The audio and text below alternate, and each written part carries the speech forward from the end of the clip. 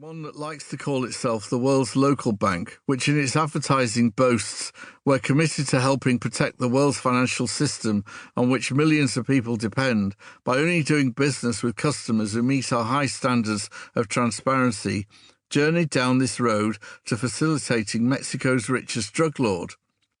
Chapo was a gang leader, a major mobster, who was number 701 on the Forbes rich list, sandwiched between Swiss fuel distribution tycoon Jean-Claude Gandor and Campbell soup heiress Dorrance Dodo Hamilton. Forbes also produces a world's most powerful people list, and here Chapo was 67th, after Elon Musk, who was at that stage at number 66. The rich list citation said, "CEO of the Sinaloa cartel, El Chapo is the world's most powerful drug trafficker. The cartel is responsible for an estimated 25% of all illegal drugs that enter the US via Mexico. Drug enforcement experts estimate, conservatively, that the cartel's annual revenues may exceed $3 billion. This February, the city of Chicago branded him the first public enemy number one since Al Capone." How did a bank that as recently as 2002 had been named one of the best-run organisations in the world become so entwined with such a criminal, with one of the most barbaric groups of gangsters on earth?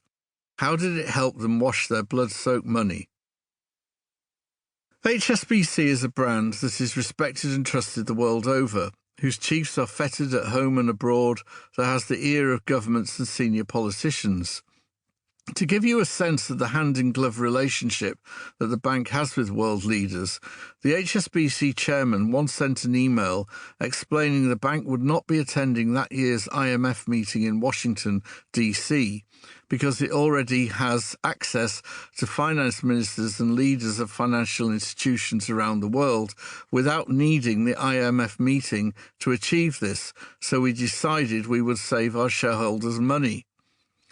Yet, underneath it all, they were receiving the proceeds from street drug dealing and putting the crumpled dollar bills through its systems. The treasured HSBC name was giving legitimacy to a bunch of criminals whose trade is misery and death. To add to the hypocrisy, for the period in question, which covers from 2003 to late 2010, HSBC was run by Stephen Green. I have met Stephen. I know that as well as being chief executive, then executive chairman of the bank, he is someone of deep religious conviction. He has written books on ethical capitalism. He preaches from the church pulpit on a Sunday morning.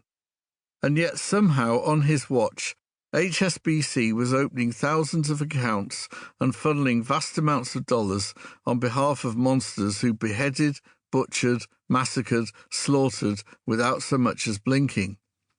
Thanks to Green's bank, Chapo and his crew were able to enjoy their riches and source even more drugs, more weapons, and feed the cycle of violence that has ruined hundreds of thousands of lives in Mexico and beyond. Today, Stephen Green is now Lord Green, as he went uninterrupted from HSBC to becoming a UK government minister with a seat in the House of Lords. Chapo was not so lucky. He was captured by Mexican Marines in early 2016, extradited to the US and received life plus 30 years, and was ordered to forfeit $12.6 billion in ill-gotten gains. At the time of writing, he is in the US Colorado Supermax prison ADX Florence, and he will most likely die there.